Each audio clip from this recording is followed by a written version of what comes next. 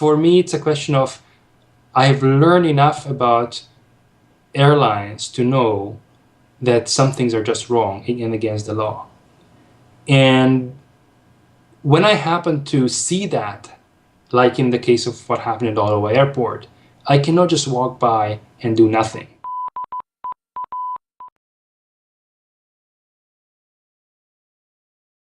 This is a very, very good news for all Canadian passengers, everybody who travels by air within Canada, because it recognizes that passengers are entitled to be treated with respect as equal parties to the contract. Airlines cannot just bump passengers and then give them some token, but rather they have to adequately compensate passengers for bumping.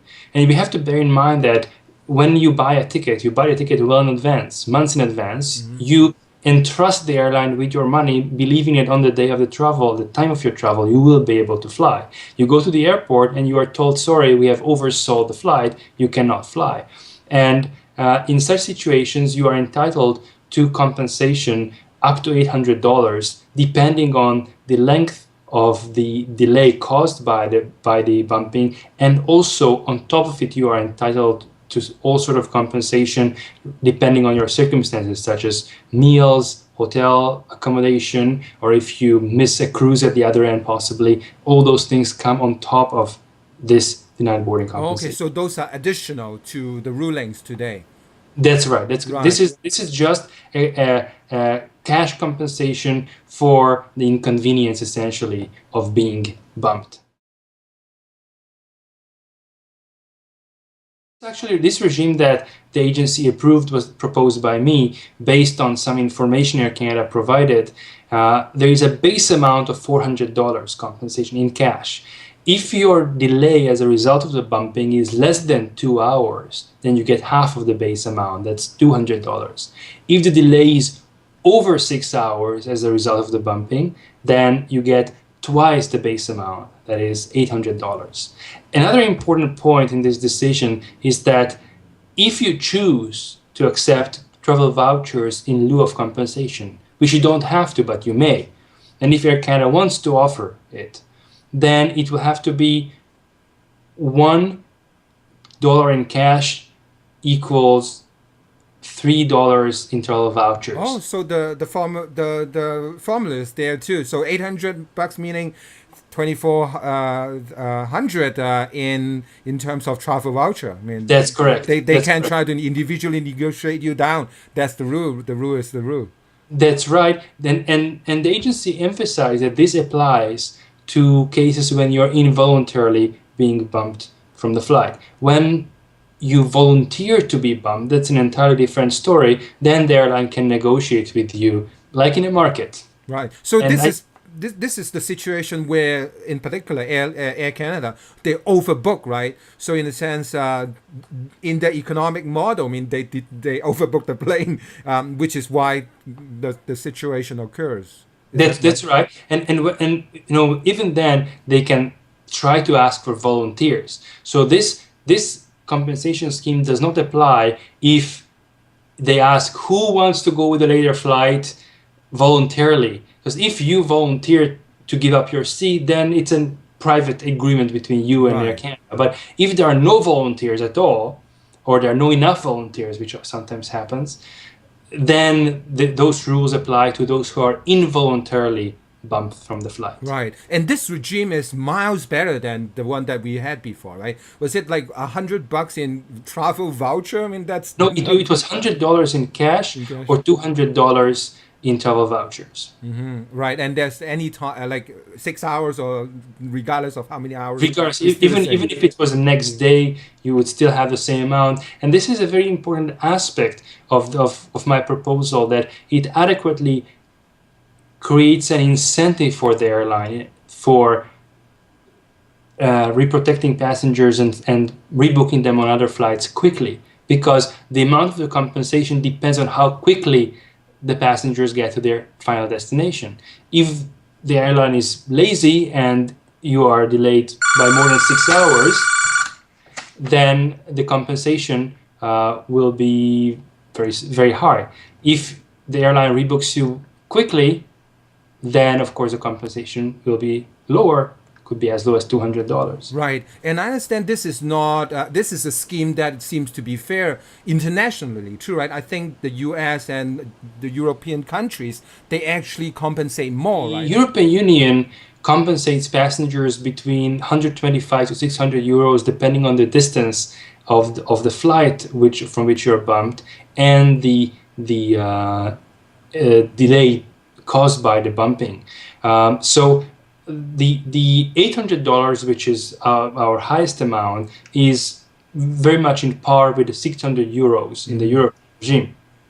And the $200, which is the lowest amount, is quite in par with similar to the 125 euro amount, roughly. And the 400 Canadian dollars is similar to $250 or $300, 250 or 300 euro amounts that are some offered in some cases in the European Union. So basically, this regime that I proposed brings us in line with the European type of compensation system, and it's a bit lower than the US regime in some cases, because in the US scheme you can have compensation up to $1,300 if you have a long delay, but it depends on the price of the ticket that you paid.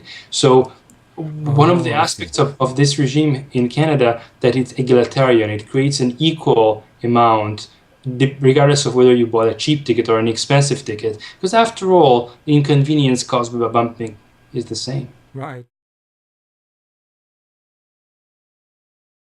Port Airlines deals with a completely different topic. It deals with issues related to flight delays and flight cancellations and the rights of passengers in such situations and flight advancement. So the Air Canada complaint stems from 2011, and it was actually a case when my spouse and I witnessed a flight which was overbooked. It was our flight from Ottawa to Halifax, and the airline didn't give any compensation to passengers at all.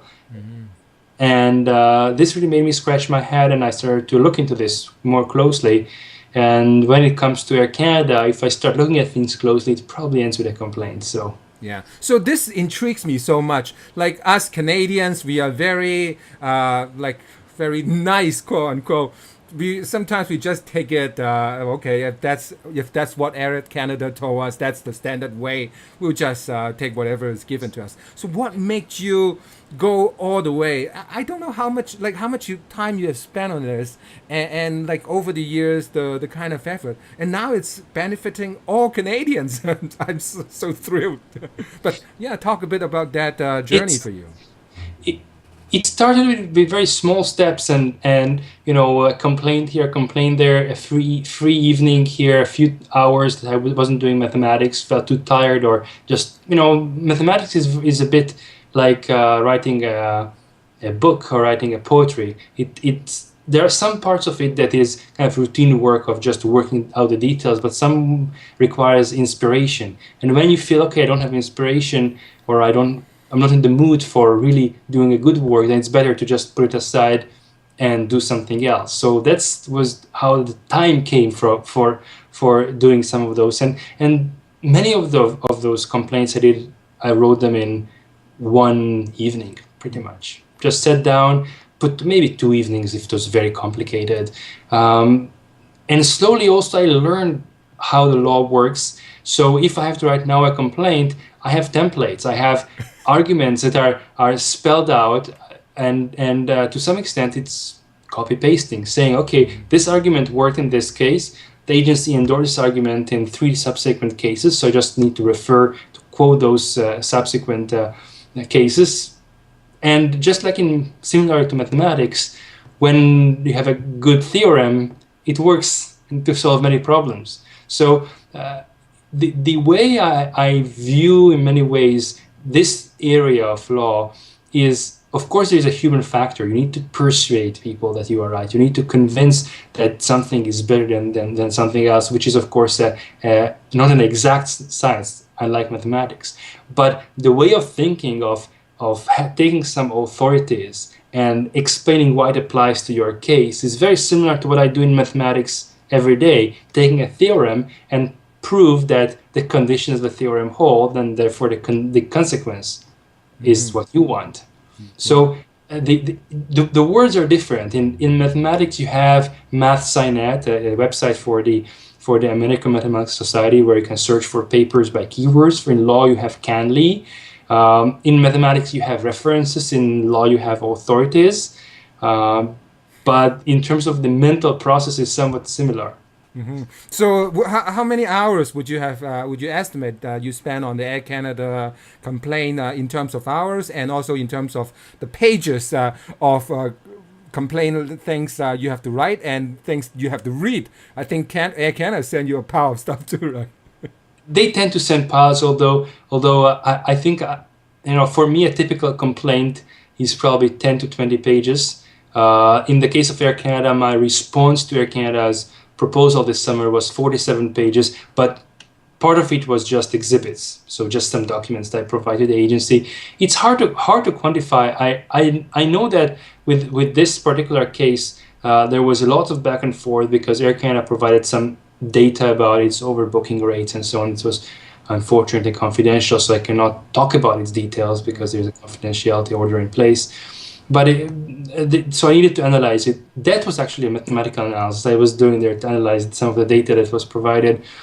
Um, but we are talking here about when there is something very complicated, it would be maybe eight hours of work per very long document.